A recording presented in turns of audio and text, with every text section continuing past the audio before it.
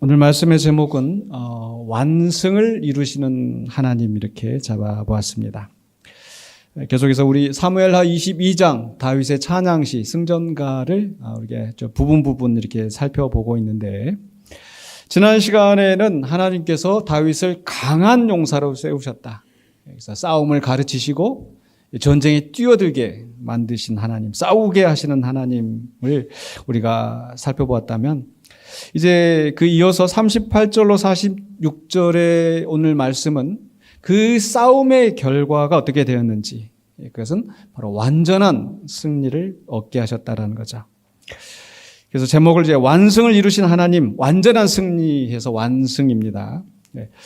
우리가 이 싸움이나 또는 이 경기에서 이제 이기고 졌을 때, 그 이기는 것이 어떻게 이겼는지에 이제 여러 가지 상황들이 있잖아요. 그래서 보통 흔히 하는 말로 이제 겨우겨우 이렇게 어렵게 이긴 것을 우리가 신승이라고 이렇게 이야기를 하죠. 그런가 하면은 그렇게 별로 어렵지 않게 그래도 좀 쉽게 이겼다라고 하는 것을 또 낙승했다 이렇게 얘기를 합니다. 또 그런데 아주 크게 압도적인 우세를 한 것을 우리가 압승했다 이렇게 이야기를 하죠. 지금 이제 대선이 한참 진행 중인데 결과가 어떻게 나올지, 그래서 좀 뭐 0점 몇 프로로 이렇게 겨우겨우 이겼지 아니면은 아주 크게 좀 격차가 날지, 그 입장이 또 각각 다르게 나타날 텐데, 그래서 어떤 경우에는 이제 선거를 지나고 나서 그렇게 얘기를 하더라고요. 좀 비슷비슷하게 됐는데, 야, 이 국민들이 아주 지혜로운 선택을 했다. 서로 견제와 균형을 이루도록 뭐 이렇게 해석하는 경우도 있고, 또 뭔가를 이루기 위해서는 또 압도적으로 승리를 해야 된다. 뭐 이렇게 얘기를 하기도 하는데, 뭐 어떻게 좋을지 잘 모르겠습니다. 스포츠 경기를 할 때는 어떨까요? 여러분, 좀 서로 아슬아슬하게 해가지고 이기는 걸 보는 게 재밌으세요? 아니면 압승을 하는 게 재밌으세요? 압승을 하는 게 재밌으세요? 굉장히. 아니에요? 아슬아슬하게. 제가, 네, 아슬아슬하게. 그쵸. 네, 좀 막 엎치락뒤치락 하면서 이제 축구로 치자면 겨우 1점 차이로 아니면 역전승을 해가지고 하든지, 그런 게 사실 재미가 있다고 하는데, 이 신승과 낙승과 압승을 놓고 어떤 사람이, 일본 사람이 이렇게 쓴 그 글에 좀 그런 내용이 기억이 나는데, 이 스포츠를 할 때 이 압승을 하거나 낙승을 하는 게 별로 좋지는 않다. 왜냐하면 그렇게 됐을 경우에는 이긴 사람들이 이제 교만하게 되고 나태하게 되고 그게 오히려 독이 될 수가 있는데, 또 신승을 하였을 때는 뭐 상대방도 많이 피해가 있지만 나한테도 피해가 그만큼 있기 때문에 또 신승도 그렇게 바람직하지는 않다. 그래서 제일 좋은 것은 신승과 낙승 사이에 그 어느 지점에 있는 것이 뭐 좋다 이렇게 표현을 하더라고요. 근데 보통 사람들이 얘기를 하는 것이 이렇게 압승을 했을 때 교만한다, 또 독이 될 수 있다 이렇게 얘기를 하는데, 오늘 본문에서는 이 다윗은 신승을 했어요? 아니면 압승을 했을까요? 압승보다 더 넘어서 완승이라고 제가 표현을 했잖아요. 완승이란 건 뭐냐면은 이제 다시는 그 대적들이 일어나지 못하도록 완전히 전멸시켰다라는 거예요. 오늘 말씀에 보면은 다윗이 완전히 원수들을 무찔렀다 이렇게 표현을 하고 있잖아요. 네, 그래서 제가 38절 39절에 다윗이 완승을 했다, 원수를 전멸시켰다 이렇게 성경 기록하고 있어요. 38절 한번 보실까요? 내가 내 원수를 뒤쫓아 멸하였사오며 그들을 무찌르기 전에는 돌이키지 아니하였나이다. 기어이 쫓아가서 끝까지 완전히 전멸시켰다고 하는 거예요. 이게 스포츠로 치자면 굉장히 좀 안 좋은 모습인데, 그렇지 않습니까? 보통 이제 권투나 이런 그 격투기 같은 경우도 보면은 상대방이 쓰러졌는데 거기 쓰러진 것을 가서 막 이렇게 하는 것은 이렇게 심판이 오히려 말리잖아요. 그런데 다윗은 무찌르기 전엔 돌이키지 않고, 또 39절에 보니까 계속해서 이렇게 말씀됐어요. 내가 그들을 무찔러 전멸시켰더니 그들이 내 발 아래에 엎드러지고 능히 일어나지 못하였나이다. 그래서 완전히 제압을 해서 다시는 일어나지 못하도록 했다라는 것. 어떻게 보면 너무 잔인하게 생각될 수도 있습니다. 그런데 사실 그만한 이유가 있다고 저는 생각을 합니다. 그 이유가 뭐냐면 첫 번째로는요. 지금 다윗이 이 시를 쓰고 있는 상황이, 이 신앙 고백을 하고 있는 상황이 다윗의 생애에 이제 마무리를 하면서 마지막 때에 자기의 삶을 돌아보면서 하나님께서 내게 이렇게 하셨다. 또 내가 이렇게 이 일을 감당했었다라고 하는 말씀인 거죠. 즉 다윗이 이 원수들과 싸워서 이 나라를 든든하게 세우는 것이 다윗의 사명이었었는데 그 사명에 조금도 그 여지를 남겨두지 않고 끝까지 싸워서 그 사명을 완성하였다라는 것을 말하고 있다는 거죠. 즉 사도 바울도 디모데후서 4장에서 내가 선한 싸움을 싸우고 나의 달려갈 길을 마치고 완성했다라는 거죠. 예수님도 그 십자가에서 짧은 그 공생애를 사시면서 그 마지막 그 순간에 예수님께서 하셨던 말씀이 무엇입니까? 다 이루었다라고 하시는 거죠. 아, 내가 이것도 못했는데 저것도 다 못했는데가 아니라 다 이루었다.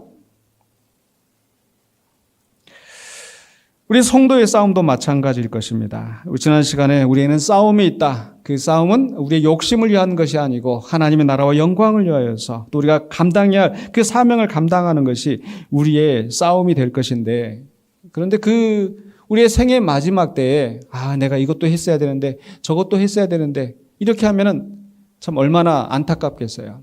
그런데 우리 예수님처럼 사도 바울처럼 다 이루었다. 다 마쳤다. 오늘 다윗은 지금 그 고백을 하고 있는 거예요. 내가 끝까지 가서 저 원수들을 전멸시켰다. 두 번째 이유는 이제 첫 번째하고도 역시 연결되어지는 건데 바로 지금 이 다윗이 싸우고 있는 상대는 바로 이 나라를 위협하고 하나님을 거역하는 대적들인 거죠. 원수들이기 때문에 이건 단순한 스포츠 경기가 아닙니다. 적당히 싸워서 적당히 평화를 유지하는 그런 것이 아니라 이 나라가 바로 서기 위하여서 반드시 원수를 완전히 제압하여서 다시는 이 나라의 위협이 되지 못하도록 또는 이 나라가 나쁜 길로 가게 되지 않도록 원수들을 완전히 싸워 이겨야 했던 거죠. 마치 우리가 예를 들어서 우리가 어떤 병이 있다, 암이 걸렸다. 라고 했었을 때 그 암 제거 수술을 할 때 의사들이 어떤 경우에는 아예 그 기관 자체를 제거하는 경우가 있더라고요. 왜 그렇습니까? 재발하지 않도록. 그 씨가 남아서 다시 그 암덩어리가 전이 되어서 재발하지 않도록 확실하게 그 뿌리를 뽑아내야 되는 것처럼. 그러나 다윗 이전에 이스라엘의 역사를 보면은 그러하지 못했었습니다. 여호수아의 인도로 이 백성이 가나안 땅에 들어와서 가나안 족속들과 싸우면서 그 땅을 정복한 것 같았지만 그러나 여호수아 13장에 보면은 하나님께서 여호수아에게 이렇게 말씀하십니다. 너는 나이 많아 늙었고 얻을 땅은 매우 많이 남아있다. 즉 아직도 여전히 가나안 족속들이 그 땅에 남아있어서 지금 그들이 이 원수들을 다 몰아내야 되는 그런 사명이 있다라는 거죠. 그런데 여호수아가 이제 나이 많아 늙어 죽고 나서 그 다음 세대들 사사기를 이어갈 때에 사사기 1장에서 말씀하고 있는 것은 그들이 이방 족속들을 쫓아내지 못하였다. 그들과 통혼하면서 그들과 결혼을 하고 그들과 교류하면서 결국 그들이 섬기는 우상을 섬기고 그들이 살아가는 가증한 이방 풍속을 이스라엘 사람들이 따라가면서 결국 이스라엘 사람들이 타락하고 결국 그들에게 하나님께서 그들을 그 이방 나라에 내어주심으로써 그들이 고통받으면서 살아가는 350년간의 암흑의 역사가 바로 사사시대의 역사였습니다. 근데 비로소 다윗 때에 와서 그 원수들을 완전히 제압함으로써 하나님의 나라가 든든히 서게 되는 기초를 만들게 된 거죠. 오늘 우리 성도들의 싸움도 마찬가지입니다. 우리들은 혈과 육에 관한 싸움이 아니라 악한 권세와 싸우는 우리의 싸움이고 또 죄와 싸우는 우리의 싸움인데 이 싸움은 적당히 어느 정도 이만큼 했으면 됐다가 아니라 끝까지 싸워야 되는 거예요. 그래서 사도 바울이 데살로니가전서 5장 22절에 이렇게 말을 합니다. 악은 어떻게 하라고요? 어떤 모양이라도 버리라. 그 흉내 내는 것조차도 버리라고 말씀하시는 거예요. 아예 그 뿌리를 다 끝까지 뽑아버리라고 말씀하시는 거예요. 물론 우리는 죽는 날까지 우리 속에 있는 죄의 근본을 다 벗어버릴 수는 없을 것입니다. 그건 불가능해요.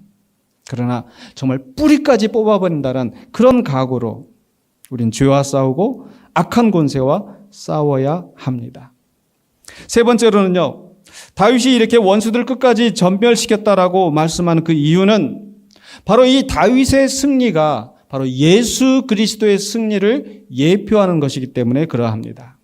예수 그리스도께서 이 땅에 다시 오실 때 세상의 모든 악한 권세를 완전히 멸하시고 사단과 그 앞에 미혹하게 하던 모든 악한 것들을 완전히 멸하시고 승리의 그 영광을 취하게 되실 터인데 바로 다윗의 승리가 바로 이 예수 그리스도의 승리를 미리 보여주는 그림자와 같다라는 것이죠.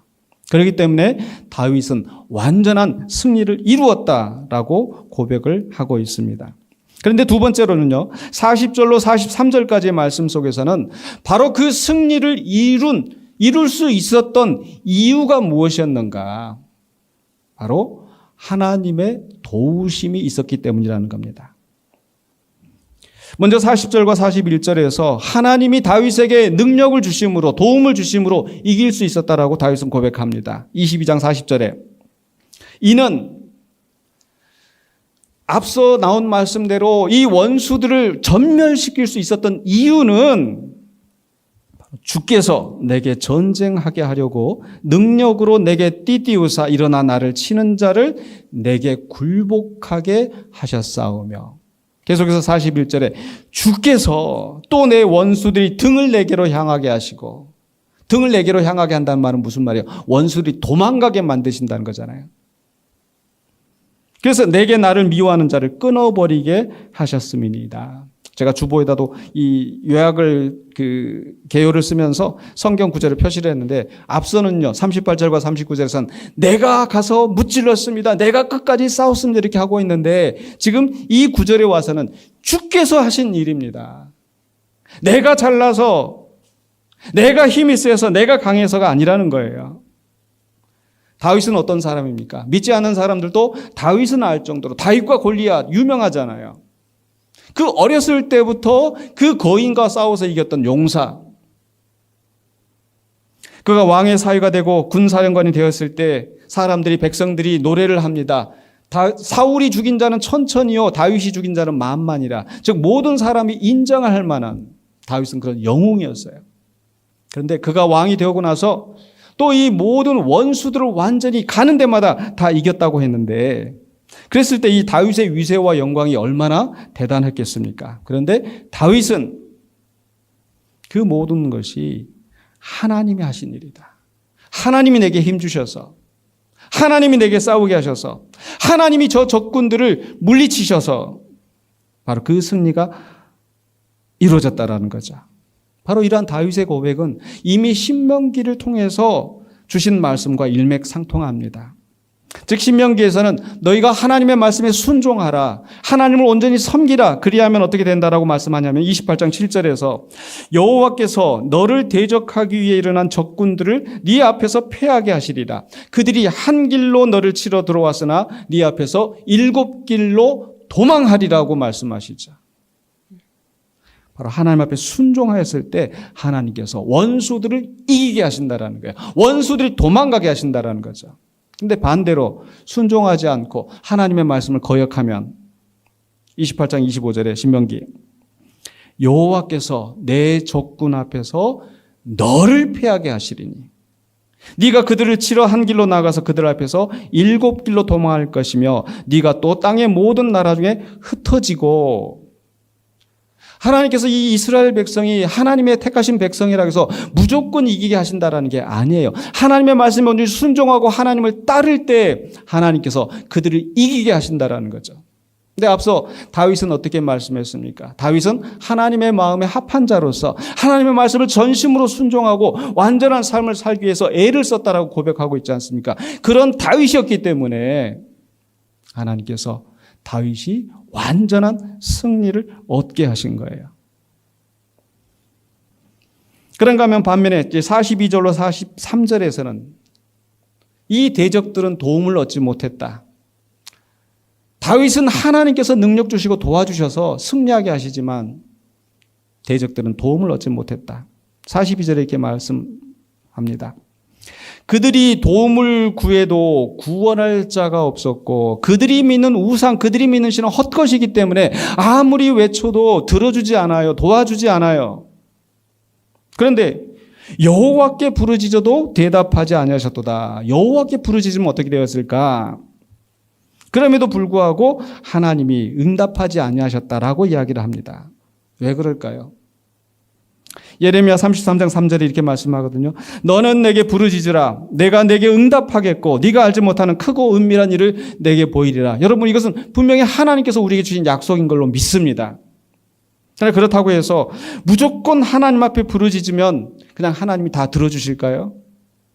여러분, 부모들도 자식이 막 땡깡 부리고 울고 막 큰 소리치고 떼쓰면 그거 다 들어줘요, 안 들어줘요? 그거 들어주면 그게 부모가 잘못한 거죠. 그렇게 울고 때를 안 쓰더라도 말하지 않아더라도 정말 이 아이에게 꼭 필요한 것을 해주고 싶고, 그게 부모의 마음인 것처럼 우리 하나님도 그러하시다라는 거예요. 하나님은 결코 그 불의한 자들의 부르짖음을 듣지 않으십니다. 문득 제가 지난 금요일 날 우리 또 전도 폭발 훈련을 하면서 우리 같이 또 훈련받는 분들과 함께 그 전도를 이제 노방 전도를 나가서 이 미원 광장에 가서 이제 전도를 하는데, 저희 전도하는 그 대상자에게 좀 옛날 우리 교회에 있었던 이야기 상황들을 들었는데, 그분이 그러시는 거예요. 내가 우리 교회 앞에 가서 주차장에 가서 이렇게 주차하고 또 다른 데 볼 일도 보러 가고 그랬다고 얘기를 하는데, 그분이 문득 이렇게 지나고 하는 얘기야. 근데 그 교회에 그 택시 운전하는 사람 그 부인하고 자꾸 새벽에 가서 보니까 막 교회에서 막 크게 기도하더라고. 제가 속으로는 그분들 지금 다 나가셨어요. 뭐 이렇게 얘기는 못하고. 무슨 얘기냐면, 그분들이 우리 교회 분쟁이 한참일 때, 그 코로나 때문에 우리가 교회에 다 이렇게 그 교회에 오지 않고 다 각자 기도하도록 했는데, 이분들은 뭐 저를 목사로 인정하지 않으니까 막 그 자기들 멋대로 하는데, 이 교회 문 앞에 와가지고 새벽에 한 5시 반인가 그때 와가지고 새벽 기도 1시간 왔고, 한 1시간 동안은 막 크게 막 소리치면서 기도합니다. 기도하는 내용이 임용섭이 내보내라고, 무너져라고, 나가라고, 내내 와서 저주하는 기도를 하고 부르짖는 것을 하고. 근데 하나님 그 기도 들으실까요? 그냥 부르짖으니까 들어주실까요? 여호와께 부르짖어도 대답하지 아니하시리라. 어떤 사람 또 방언을 하면서 기도를 합니다. 방언하면서 하는데, 저는 방언 기도가 잘못됐다는 게 아니에요. 정말 우리 교회 성도들 가운데 방언 기도 정말 신실하게 기도하시면서 응답받으시는 우리 기도의 능력자들 분명히 있습니다. 근데 제가 보기에 그분은 이러면 되지는 않겠습니다. 진짜 방언은 아닌 것 같아요. 근데 방언하면서 온갖 성도들 상처 주고 나쁜 일 하면서, 그러면서 또 환상을 봤대요. 우리들이 다 이겼다고 하면서. 그러니까 방언하고 부르짖고 환상 봤다고 하고 그렇게 하는데, 결국 지급에 와서 결과는 어떻게 되었습니까? 하나님이 그들의 기도를 듣지 않으신 것 같아요.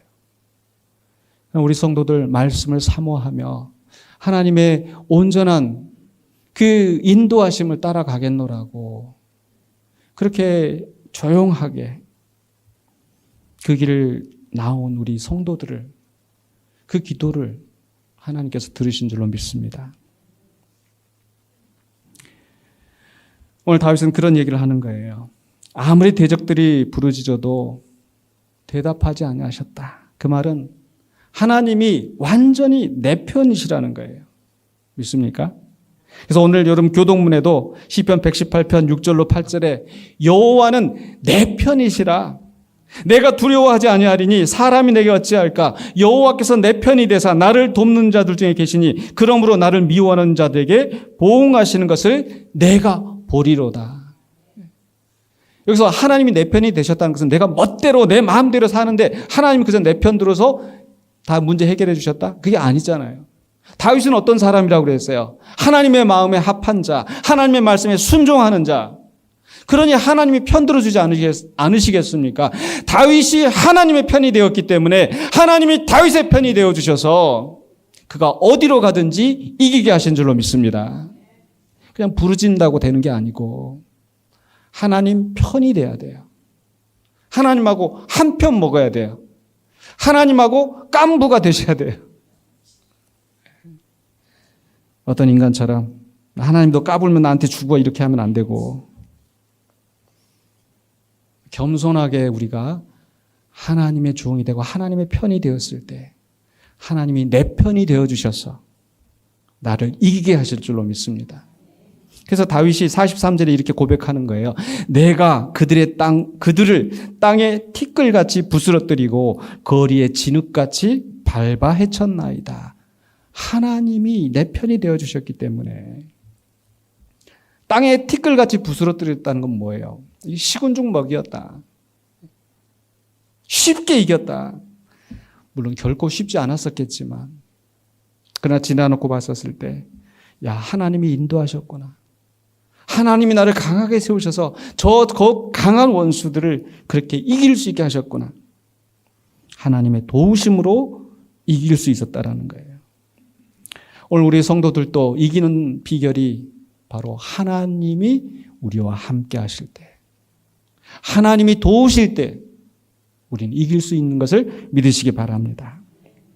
세 번째로는요, 44절로 46절에서는요, 바로 그렇게 원수들을 이기게 하신 그 승리의 결과가 무엇인지, 바로 그것은 다윗을 통하여서 열방을 통치하게 하셨다라는 겁니다.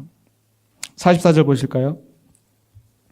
주께서 또 나를 내 백성의 다툼에서 건지시고 나를 보존하사 모든 민족의 으뜸으로 삼으셨으니 내가 알지 못하는 백성이 나를 섬기리이다. 내가 알지 못하는 백성, 이방 족속들마저 나를 섬기고 내 명령을 따릅니다 라고 하는 거예요. 그래서 45절 46절 계속해서 이방인들이 내게 굴복하며 그들이 내 소문을 귀로 듣고 곧 내게 순복하리로다. 이방인들이 쇠약하여 그들이 견고한 곳에서 떨며 나오리로다. 이 말씀을 하는 것은 결국 다윗이 원수들을 정복하여 싸워서 이긴 것은 그 이방인들을 완전히 멸하고 자기들만 서는 것이 아니라 바로 정의로운 통치를 이룸으로 평화와 안식을 이룸으로 하나님이 원하셨던, 하나님이 아브라함을 부르시면서 약속하셨던 천하 만민이 너로 말미암아 내 씨로 말미암아 복을 얻으리라고 하신 그 말씀을 이루어 가시는 거예요. 그래서 말씀드린 것처럼 이 다윗이 완전한 성취를 이룬 것은 바로 예수 그리스도를 예표하는 것이라고 그랬는데, 바로 이사야서 55장에서 이런 메시아의 예언에 대한 말씀이 바로 이것을 연결시켜주고 있습니다.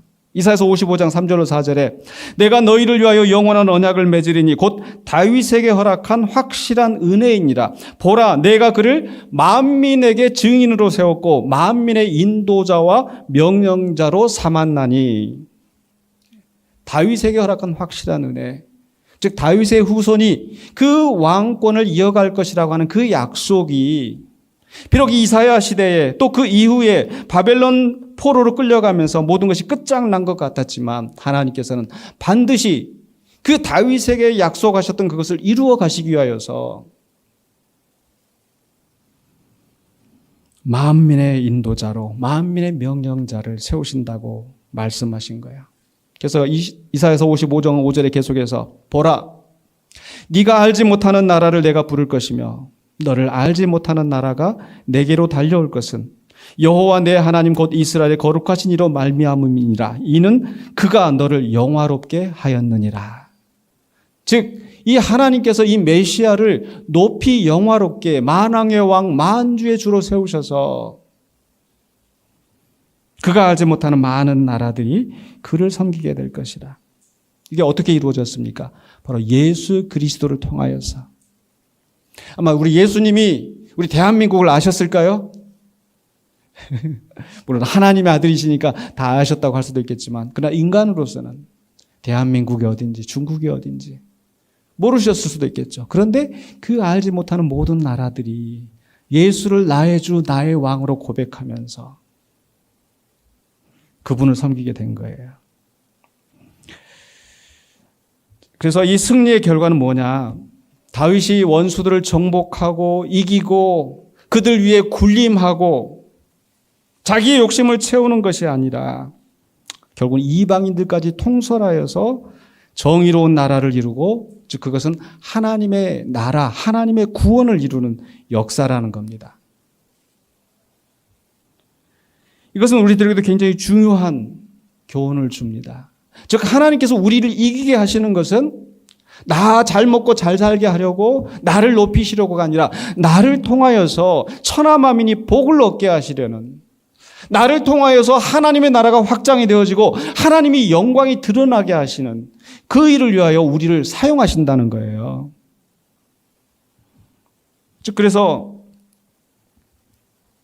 바로 이 다윗이 완승을 하게 한 하나님의 뜻은 바로 하나님의 나라를 이루시는, 즉 하나님이 계획하시는 구원을 이루시는 놀라운 역사라는 것을 우리는 기억해야 합니다. 그래서 이사야서 49장 6절에 그가 이르시되 네가 나의 종이 되어 야곱의 지파들을 일으키며 이스라엘 중에 보존된 자를 돌아오게 할 것은 매우 쉬운 일이라. 내가 또 너를 이방의 빛으로 삼아 나의 구원을 베풀어서 땅 끝까지 이르게 하리라. 이방의 빛을 삼아서 땅 끝까지 하나님의 구원이 이루게 하시는 것. 42장 6절로 7절에서도 나 여호와가 의로 너를 불렀은즉 내가 너의 손을 잡아 너를 보호하며 너를 세워 백성의 언약과 뭐가 되게 한다고요? 이방의 빛이 되게 하리니 네가 눈먼 자들의 눈을 밝히며 갇힌 자를 감옥에서 이끌어내며 흑암에 앉은 자를 감방에서 나오게 하리라. 즉 하나님께서 다윗을 이기게 하신 것은 그 이방의 어둠 가운데서 주님을 알지 못하고 하나님을 거역하면서 살아가던 그들이 그 다윗 앞에 나와서 순복하면서 하나님을 믿게 되고 밝은 빛으로 나오게 하는 하나님의 구원을 이루는 것이라는 거죠.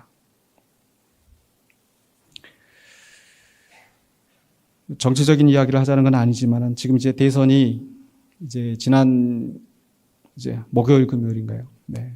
사전 선거가 진행되었고 또 이제 화요일이 되면은 결과가 나올 텐데 이 대선에 나가는 그 후보자들이 다 선거에서 이기기를 위해서 열심히 운동을 하고 그러겠죠? 그런데 이기는 것 그 자체가 목적이 되어야겠습니까? 아니죠. 그렇죠? 이기는 것 자체가 목적이 되면 안 돼요. 또 오해하지 말고 들으십시오. 내란 종식을 해야 된다. 그렇지만 이 내란 종식을 하는 거 정말 중요하지만 저는 또 그것 자체가 궁극적인 목적이 되어서는 안 된다고 생각이 됩니다. 무슨 얘기냐면 우리가 과거에 잘못된 것을 청산하고 바른 질서를 잡고 이렇게 하는 그 이유가 있잖아요. 그저 보복하고 그저 내 뜻과 맞지 않는 사람을 끌어내리는 데 목적이 있는 것이 아니라 그 궁극적인 목적은 무엇입니까? 바른 나라를 세우기 위한 것이죠. 선거에서 이긴다는 것도 내란을 종식한다라는 것도 결국 그 목적은 바른 나라를 세우기 위해서 국민이 잘 살고 정의와 평화가 이루어지고 혐오와 차별이 이 사회의 주된 목소리가 아니라 서로 사랑하고 인정하면서 함께 잘 사는, 공생하는 그런 나라를 이루는 것이 바로 이 대선을 하는 목적이 되지 않겠습니까? 그래서 여러분들이 어떤 후보자에게 투표를 하든 우리 기독교인들이라면 열심히 누구보다도 투표에 참여해야 된다고 생각해요.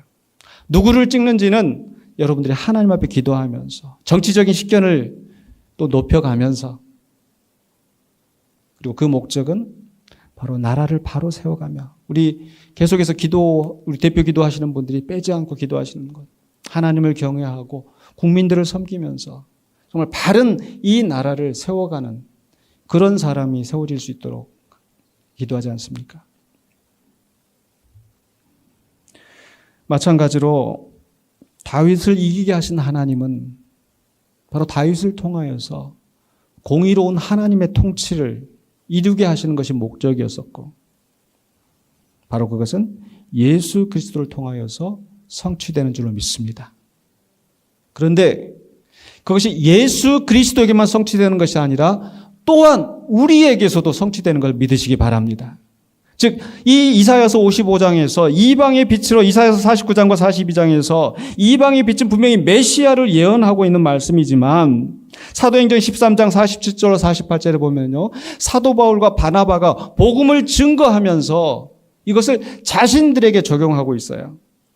즉, 주께서 이같이 우리에게 명하시되 내가 너를 이방의 빛으로 삼아 너로 땅끝까지 구원하게 하리라 하셨느니라 하니, 이방인들이 듣고 기뻐하여 하나님의 말씀을 찬송하며 영생을 주시기로 작정된 자는 다 믿더라. 복음을 증거하는데 분명히 어려움이 있고 고통이 있는데, 바로 이방의 빛이 되어서 그 영혼들을 구원하는 그 일에 우리가 쓰임을 받고 있다라는 그 확신과 고백을 하면서 이 싸움을 계속해서 싸워 나가는 겁니다. 오늘 우리는 이 발걸음을 뒤따라가는 우리가 되어야 될 줄로 믿습니다.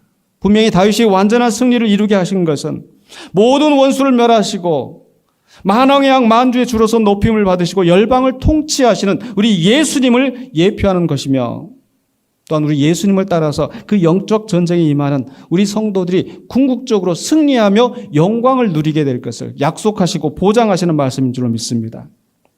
그렇기 때문에 우리는 우리의 완전한 승리가 이미 보장되어 있기 때문에 우리는 두려워하지 않고 이 싸움에 싸워 나가야 될 줄로 믿습니다.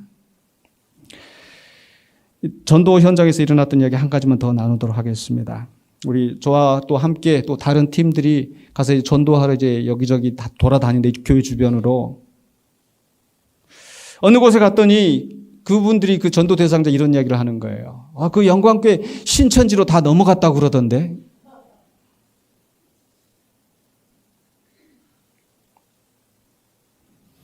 깜짝 놀랐죠. 여러분, 제가 강단에서 저기 하면서 신천지, 신천지 교리 같은 그런 이야기 한 번도 한 적도 없고. 근데 그 전에 우리 교회와 분쟁이 있을 때 교인들한테, 사람들한테 신천지로 넘어갔다는 둥, 용천지가 됐다는 둥. 그러니까 결국 지금도 그런 말을 하고 그런 말들이 돌아다닌다는 것은, 결국 누가 그런 얘기를 했겠어요?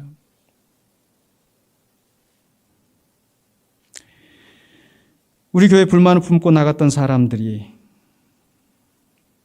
이 교회가 잘 되는 것을 원하지 않고 어떻게든지 이 교회가 무너지도록 음해하고 조롱하고. 그래서 저는 우리 교회 통독 우리 계속 해오고 있는데, 지난주까지 우리가 에스라 느헤미야를 봤잖아요. 성전을 재건하고 성벽을 재건하고 이 일을 해나가는데 대적들이 가만두지 않는 거예요. 음해하고 투서놓고 방해하고. 그러나 결국에는 그 가운데서 최선을 다해서 그 사역을 감당하는 그 사람들을 통해서 결국 하나님 계획하시는 일들을 이루어 가시는 것처럼, 오늘 우리 주변에도 많은 어려움과 또 우리를 대적하는 많은 방해들이 있지만 하나님께서 승리하게 하실 줄로 믿습니다. 그래서 저는 밖에 나가서 전도하면서 그런 얘기들을 들었을 때, 정말 정신 차려야 되겠구나. 우리가 가만히 우리끼리만 여기가 좋사오니 있었으면 그런 일이 밖에서 이루어지는 줄도 몰랐을 거예요. 그러니까 우리의 싸움은 우리랑 뜻이 다른 사람들 다 쫓아내는데 그게 목적이 아니에요. 우리의 목적은 무엇입니까? 하나님의 교회로 바로 서는 것. 주의 복음을 증거하는 하나님의 영광을 나타내는 도구로 세워지는 것. 그게 우리의 목적이기 때문에. 그런데 그것을 막고 방해하는 악한 영들의 권세가 우리를 무너뜨리려고 하기 때문에 우리는 더 정신 차리고 이 싸움을 감당해야 되는 우리가 될 줄로 믿습니다. 그래서 우리가 그 싸움에 쓰임을 받는 자라는 것을 기억하시면서 더 우리의 입술을 열어서 복음을 증거하고 하나님 앞에 기도하면서 또 신실하게 우리의 삶을 살아가시는 우리 모든 성도님이 되시길 주의 이름으로 간절히 축원합니다. 기도하겠습니다. 거룩하신 아버지 하나님 은혜를 감사합니다. 오늘 우리에게 주신 말씀 붙잡고 우리에게 완전한 승리를 보장하시고 인도하시는 하나님을 바라보면서 이 싸움에 함께 동참하는 우리가 되기를 원합니다. 우리 혈과 육을 위한 싸움이 아니라 하나님의 나라와 영광을 위하여서 죽어가는 영혼들을 구원하며 하나님의 나라를 이루어가는 이 영광스러운 사명을 우리가 방관하는 자가 되지 않고 우리의 싸움을 감당하며 주께 영광 돌리는 우리 모두가 되게 하여 주시옵소서. 예수 그리스도 이름으로 간절히 기도하옵나이다. 아멘.